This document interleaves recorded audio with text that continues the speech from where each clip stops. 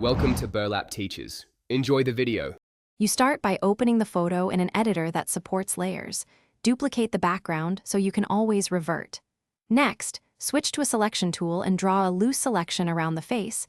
Don't aim for perfection yet. Once done, refine the selection edge lightly with Feather 0. 52px to avoid jagged transitions. Make a new layer via copy so the cut face sits separately, and hide the original layer to check your isolated cut before moving to cleanup. Now you refine the cut by zooming in and using Select and Mask or Refine Edge to catch hair and soft contours.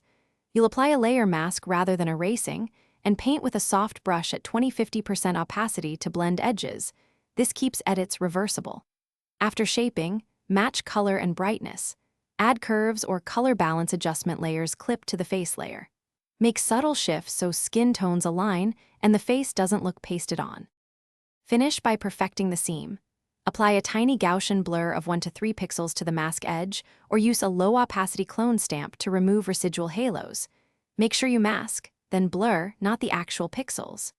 Check scale and angle with Free Transform and nudge the face into natural alignment. If things go wrong and tones or edges look off, step back one mask adjustment, resample neighboring skin with the eyedropper, and slowly reblend. Small, repeated corrections beat one large change. Thanks for watching. Consider subscribing if this video helped you.